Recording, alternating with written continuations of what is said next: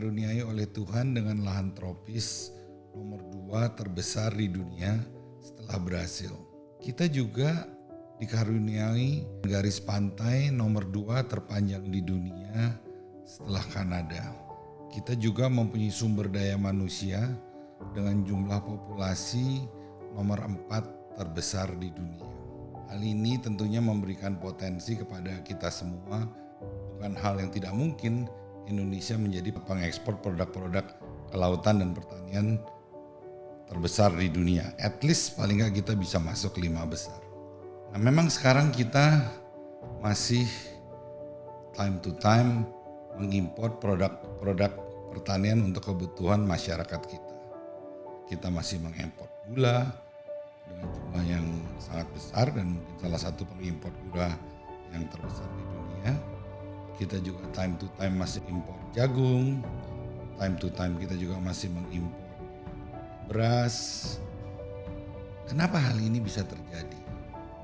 Mungkin kita perlu berdiskusi untuk sama-sama mencari solusi agar potensi pertanian dan kelautan kita bisa kita manfaatkan sebesar-besarnya agar kita bisa menjadi negara pengekspor yang memberikan devisa dan kemakmuran bagi rakyat Indonesia.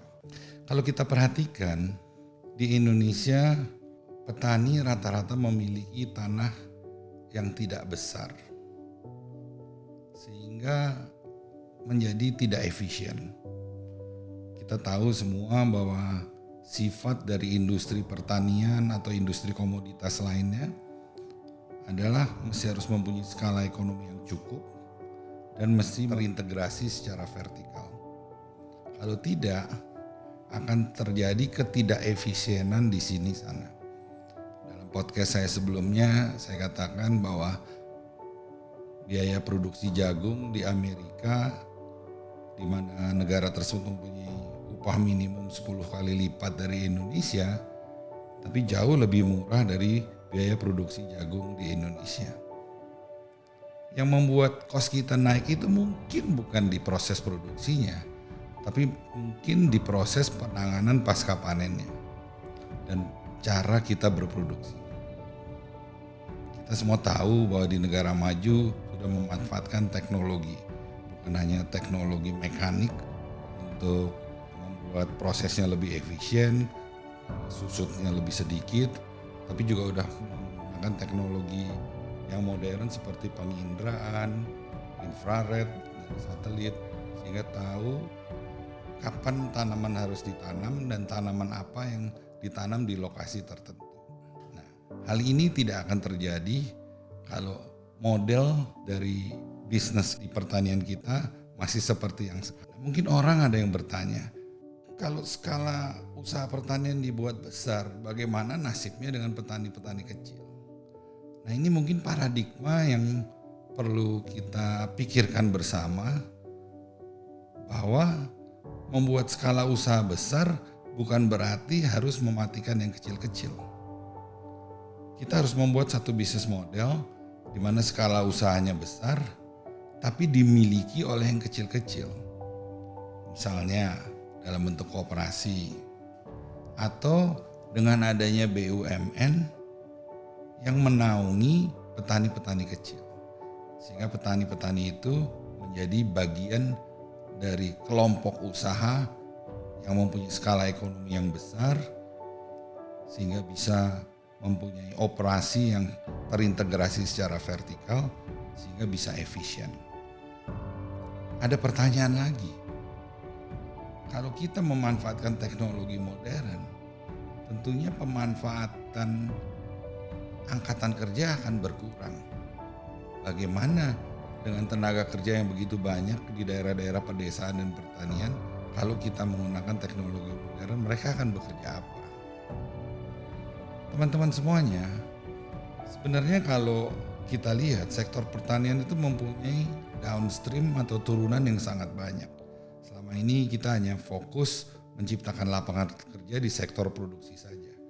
Kalau bisnis model pertanian ini kita bisa lakukan dengan skala ekonomi yang besar dan terintegrasi secara vertikal, bisnis pertanian akan menciptakan sektor-sektor baru sektor-sektor turunan baru, misalnya di pengolahan pasca panen, di pergudangan, di angkutan, logistik, supply chains. Karena produknya sudah mempunyai quality yang bagus dan kelompok usahanya sudah menjadi besar, bisa membuat further proses produk atau usaha-usaha turunan yang memberikan nilai tambah yang lebih. Misalnya makanan olahan berbasis produk-produk pertanian dihasilkan oleh daerah tersebut. Retail, sektor finansial, apalagi sekarang dengan adanya teknologi e-commerce, market kita bukan hanya di negara kita saja, tapi kalau kita bisa menciptakan produk-produk turunan yang unik, yang tentunya akan memberikan nilai tambah, itu akan bisa diekspor ke negara-negara lain. Sebagai contoh, Indonesia merupakan salah satu penghasil coklat besar di dunia. Coklat buahnya. Tapi yang terkenal sebagai penghasil coklat premium atau coklat yang udah dalam bentuk permen atau coklat yang udah dalam bentuk coklat bar, itu bukan di Indonesia tapi di Swiss yang nggak punya kebun coklat sama sekali. Nah, kalau kita sudah menciptakan satu bisnis model yang dengan skala usaha yang besar dan terintegrasi secara vertikal, tentunya mempunyai kemampuan untuk melakukan riset, untuk menciptakan produk-produk lanjutannya yang memberikan nilai tambah yang lebih besar.